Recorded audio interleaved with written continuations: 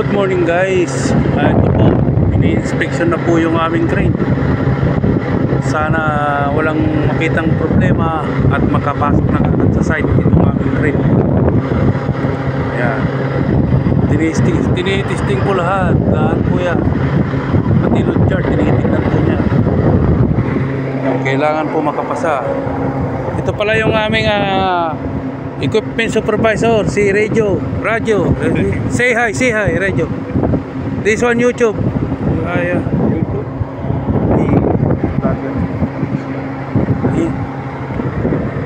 Yan po.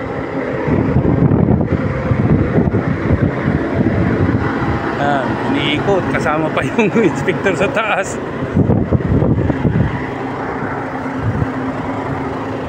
Yan siya. Umiikot ang crane kasama yung inspector. Ito po ang aming crane sa 100 tons. Somlayon po ang kanyang branch.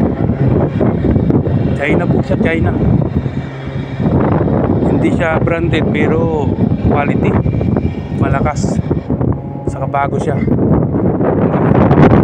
Hindi ka iiwanan sa ere. Bago siya. Pagkakatiwalaan pa to mga ganito bago. Chinichik po lahat. Pati pad o trigger pad.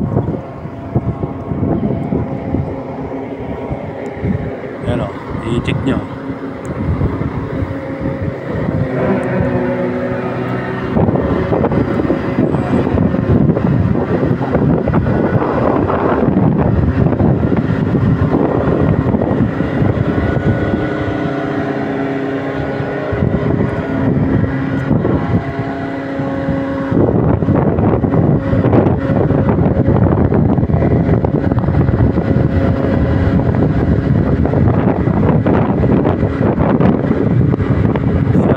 Aming client dito guys is GS company, GSCA.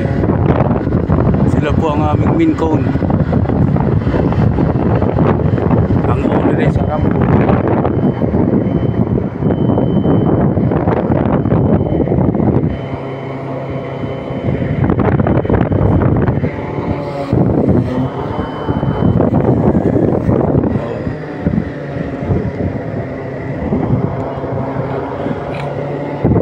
Yan po yung equipment inspector ng aming client. Ito naman yung sa SMPC, yung aking kumpanya. Ito yung aming kumpanya, yan. South Friends Engineering Company.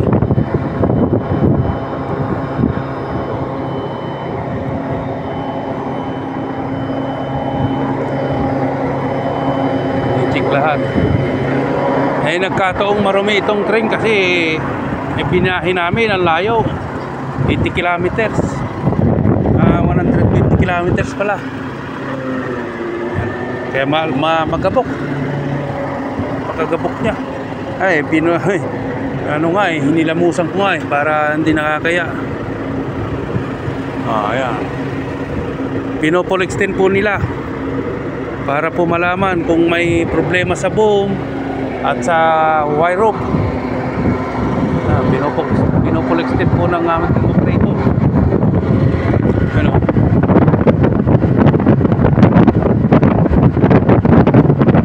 Medyo malakas po ang hangin dito ngayon guys. Dinig na dinig niyo po yung ng hangin, ihip ng hangin.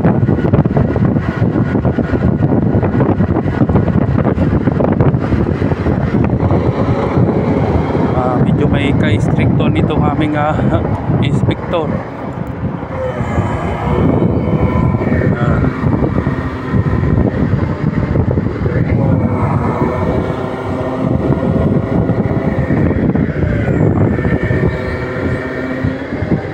Okay guys, see you next video. Don't forget to like and share and subscribe my YouTube channel, Kings Ilon Aragon Vlog. Hindi po kalimutan guys, subscribe po yung mga hindi pa nakakapag-subscribe. Ingat Ingat po kayo palagi guys. Thank you guys.